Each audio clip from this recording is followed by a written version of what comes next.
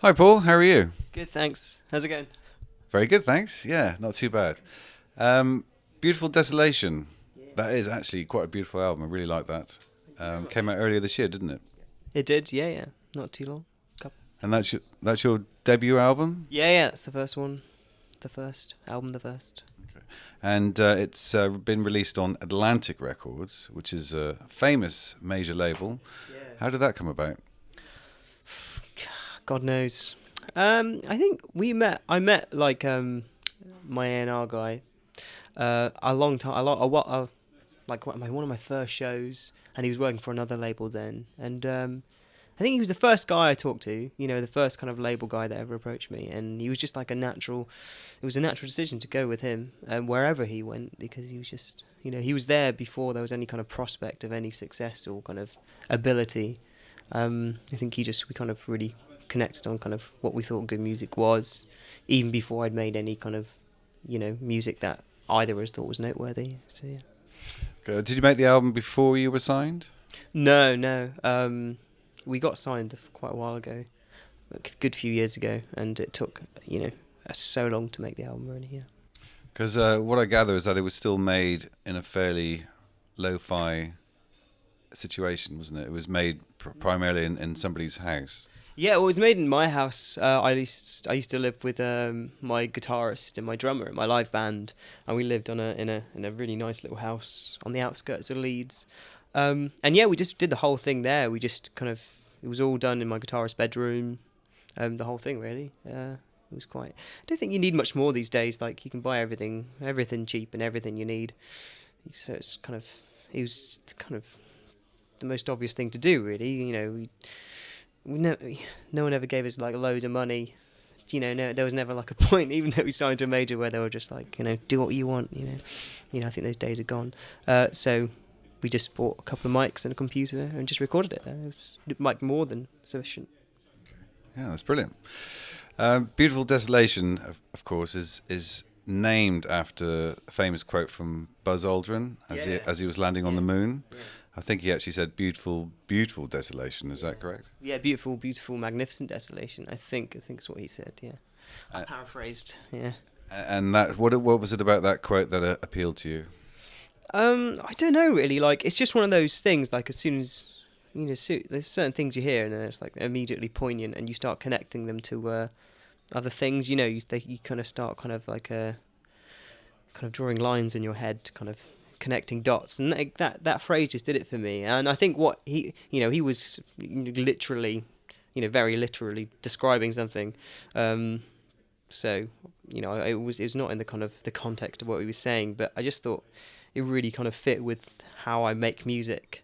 I think how the album started sounding, it was quite like, I think there was quite a lot of dark content, but we couldn't help but kind of create these quite like grandiose kind of backgrounds to them. So it kind of just, it kind of sounded like, oh, that phrase is meant for like, it kind of perfectly describes my music at this time.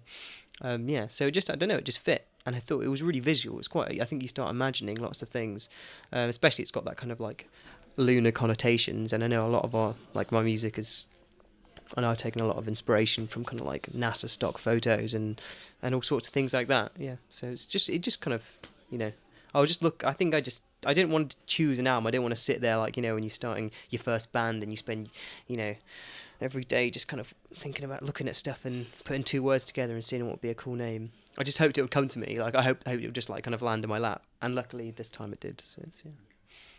And I know that you're quite heavily influenced by artists such as Vangelis. Is that right? Yeah. And he uses a lot of synthesizers in Yeah, music. yeah. He was one of the pioneers of synthesizer music. Yeah, he was. He's great. I think I really like artists who have like an amazing, like a really interesting approach, like more than just jamming it out, or, all that stuff. I think he was like academic in his like approach to composition, and he tried to kind of record everything at once. So he just had set up these like studios of like state of the art synthesizers at the time, and he was just kind of like, there's like footage of him recording things, and he's just like kind of diving around the studio trying to play everything at once, and it's just really cool. Like I think the sounds he came up with, they sound just like such a specific time, such a place like that. You know, they're really kind of visceral to listen to. They sound like more than just a composition. That doesn't sound too fancy. But yeah. Joe Meek, another fan, another inspiration, famous 60s producer. Yeah. Most famous for Tornado, is that it? Yeah, Tornadoes. Yeah. He's just great. Like, you know, he just sounds like everything you hear that's produced by Joe Meek or composed by Joe Meek. It sounds like it's so otherworldly. He's like created like a whole kind of like sonic universe, and no one sounds anything like him.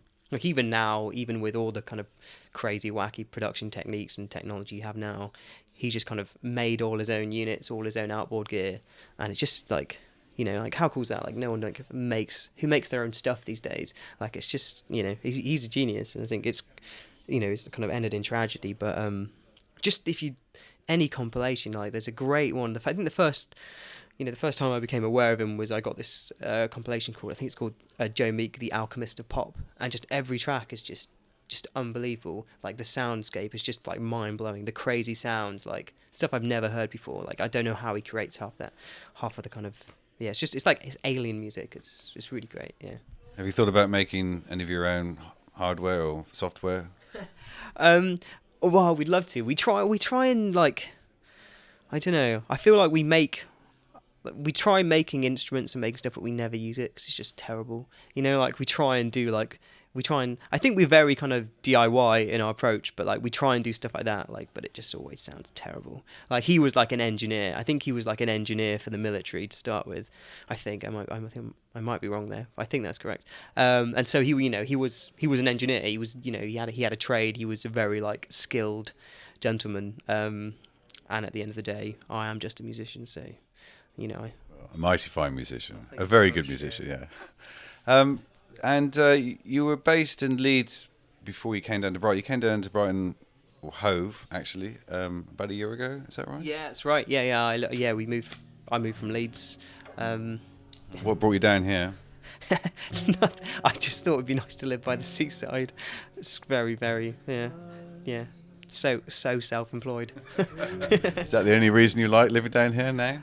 No, I love it. You know, I don't know. It's just got a very like relaxed atmosphere to it, I think.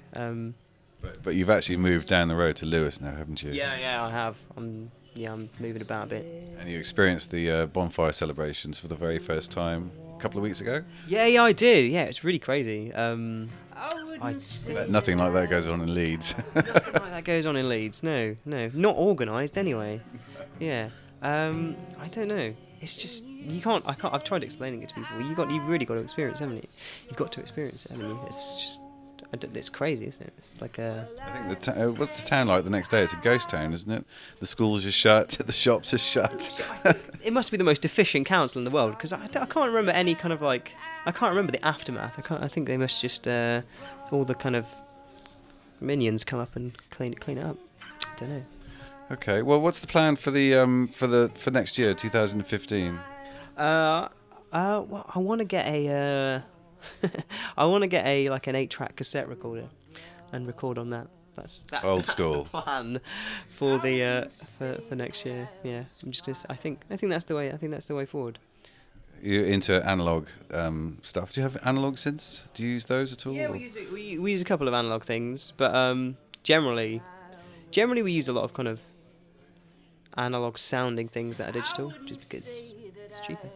And yeah. But I don't know. I've got an idea. I think. Gonna. Well, good luck with that. Thanks. Thanks very much. Not too vague, but yeah. Well, I say I f***ed you once. I was there and now I'm gone. But anytime I love, well, I know that I'm the f*** you said, and I feel the weight crushing me to death. I felt everything I'll ever feel, everything everything I'll ever feel again.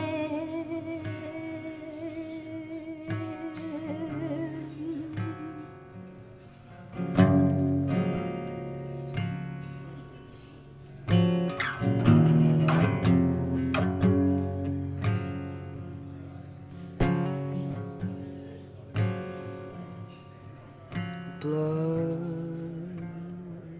ran through me warm. I wouldn't say I was alive.